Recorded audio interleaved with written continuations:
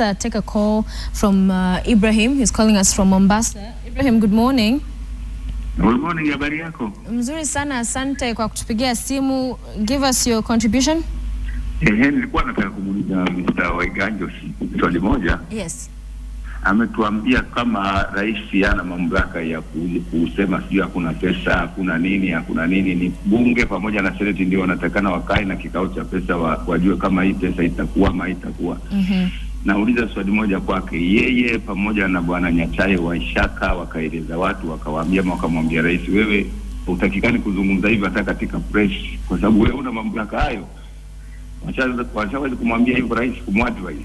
So tunaona Okay. Point gotten, Ibrahim. Asante sana.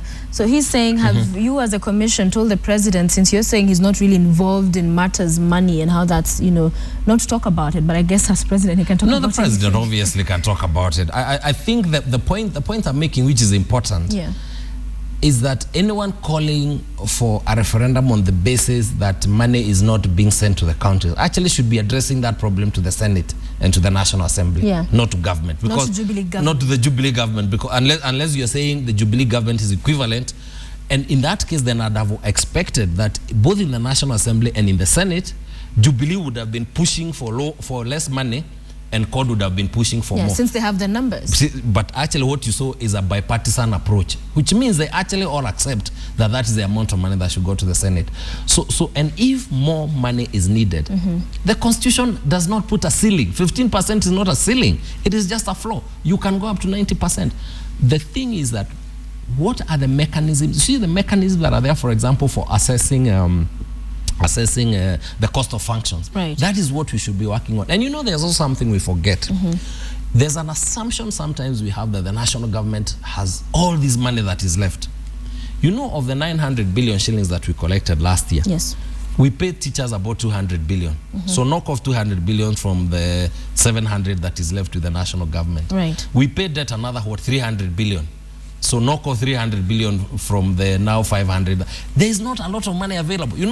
We assume that there's a lot of money out there. There isn't. And even when we talk about a 1-point-something trillion budget, that is just a budget. The actual money we collect here is less than 1 billion shillings. That's the money we are dividing. That's Bill Okero, who's chair of Finance, Commerce and Budget Committee in the Senate, yesterday in his article talked about this push for referendum in as far as the money that we have, and even the Kenyan economy is untenable and is self-defeating. He says it will shut down national government operations, and his argument in looking at the figures which he'd lined out was, the money that what would be left to the national government in terms of the allocations that went to some of the institutions and departments, just perhaps 2 institutions would get the money of what is left. So the larger question as well is whether Kenya can finance this kind of a question. And you see, Sophia, if you can't do that, if there's not enough money, what will the government do? The government will just tax you and I more because they have to provide the money. Or at some point the government will say, thank you very much, we know what the Constitution says, but there's no money. And then you'll do what? You see that, and as a country we don't want to get there. So what we are saying is that, and people forget that the process by which this constitution was made, it was not one morning people woke up and just threw a number. People actually applied their mind to this question, and they said, let's leave the question of the amounts to negotiations within an institutional framework. Right. Remove this decision from one person. James from Kitengela, good morning. Good morning to you, Sophia. Thank you for calling.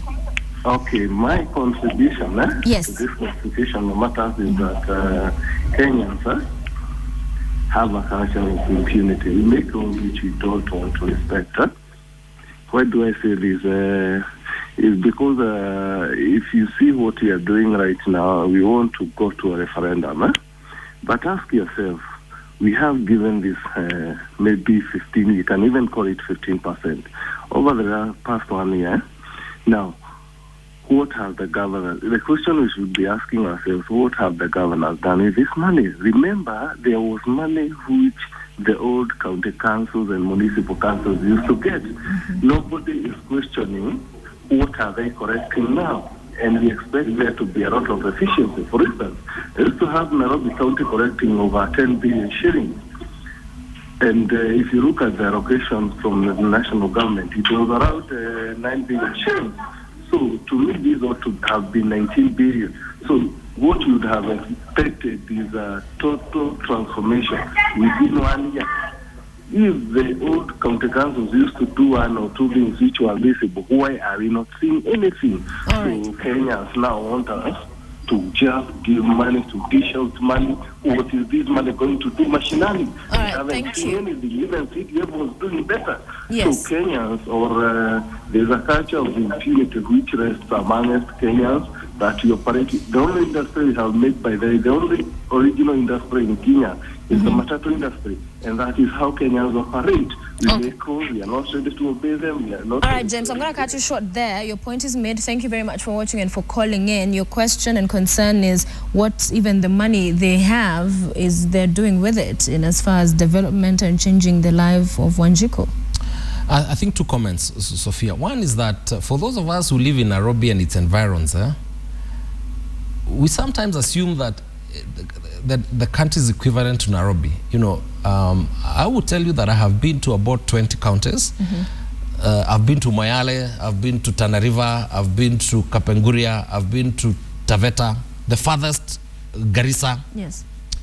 And you ask the citizens of those counties whether they have seen a difference, and they'll tell you they will not even imagine us going back to the old days.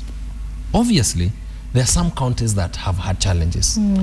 Nairobi has had a challenge, and I'll tell you what, the way our division of revenue formula is designed, it advantages those counties that were historically disadvantaged. Yes. So Nairobi, which was the advantage, has actually gotten lesser money than it used to get. Yeah. So obviously that has led to a dilution in the services, and that also is true of Kiambu and the counties around here, which used to have a certain advantage. The counties that used to have a disadvantage are doing better. That's number one. So we need to not assess whether or not governors are working on the basis of 1 or 2 counties. I think we need to go out there and actually see that you'd be shocked at some of the work that some governors have done. There are others that haven't done well, and that's to be expected. That's number one. Number 2, why did we have devolution? It is so that we can make a connection as citizens between the leaders that we elect and the development we get. You see, so that Kenyans take responsibility for their own actions. Right. So that if we elect a government that does not deliver, the responsibility is whose? The responsibility is ours. So next time when we go to the polling booth, we need to ask the question, why did we pay such a price for poor governance? It is because we elect. That is why we did devolution. Number 3, and finally, is that let's remember that this is year 1, year 2. I don't want to keep giving excuses for county governments, but they have had challenges, very serious challenges. Right. Remember that all of them could not spend. Under a new public finance framework, they couldn't spend money before they passed law. If you look at the quality of county assembly members, and that is, by the way, a failure of parliament for reducing the educational equivalent and removing for county assemblies. Most county assemblies have struggled in getting the laws in place. So many of them actually could not plan, could not spend their money. That has been a challenge. The release of money has sometimes been very late. So a lot of these are challenges of transition. Okay. We need another 1 year, 2 years to actually be able to seriously and reasonably assess whether county governments are working. It's too early right now. And we have given, the CIC has issued a report on the first year of devolution. And what we have said, the train left the station. There are things it is doing well, there are things that are failing.